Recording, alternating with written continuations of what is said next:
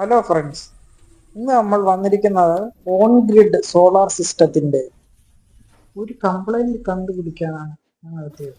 KSEB ബില്ലിൽ വന്ന വർധനവ് കാണാനിടയായതുകൊണ്ടാണ് കസ്റ്റമർ കംപ്ലൈന്റ് രജിസ്റ്റർ ചെയ്തത്.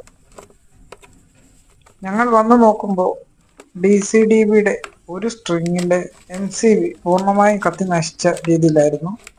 അതുകൊണ്ടാണ് ഒരു സ്ട്രിങ്ങിന്റെ വോൾട്ടേജ് കിട്ടാതെ വരികയും കറണ്ട് ബില്ലിൽ വന്ന വർധനവും അതുകൊണ്ട് മാത്രമാണ്. ഇതേപോലെ MCB കത്തി നശിക്കണമെങ്കിൽ ഹൈ വോൾട്ടേജ് കയറി വരികയോ ഇല്ലെങ്കിൽ പാർക്കിംഗ് കറണ്ട് കൂടിയതുകൊണ്ടും ആവാം MCB കത്തി നശിച്ചത്.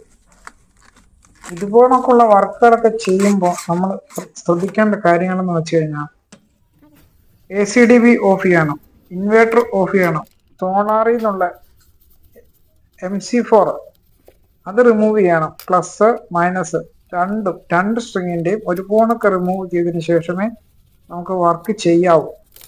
സേഫ്റ്റി ഫസ്റ്റ് നോക്കിയിട്ട് വേണം നമ്മൾ ഇതേ പോണക്കുള്ള വർക്കുകൾ ചെയ്യാൻ. പിന്നെ പറയാനുള്ള കാര്യം എന്ന് പറഞ്ഞു കഴിഞ്ഞാൽ ഇത്രയും വയർ നല്ല കഷ്ടപ്പെട്ടാണ് ഞങ്ങൾ പണി ചെയ്തത്. 4 വയർ ഒരു പൈപ്പിൻ്റെ അകത്തൂടാണ് ഓടിച്ചിരിക്കുന്നത്. അപ്പോൾ അതിൽ നിന്ന് ശകലം ലൂസ് കിട്ടാൻ വേണ്ടി ഇത്രയും പാടുപെട്ടു. നമുക്ക് ഓൾറെഡി ഒരു ട്രേ ഉള്ളതുകൊണ്ട് ആ ട്രേയിൽ ശകലം ലൂസ് ഇടാൻ ശ്രമിക്കണം. എന്നാൽ മാത്രമേ ഇതേ കണക്കുള്ള മെയിൻ്റനൻസ് വർക്കുകൾ ചെയ്യുമ്പോൾ അത് പെട്ടെന്ന് തീർക്കാനും ഒക്കെ പറ്റുള്ളൂ. പിന്നെ നമ്മൾ വാങ്ങിയത് DC MCB ആണ്.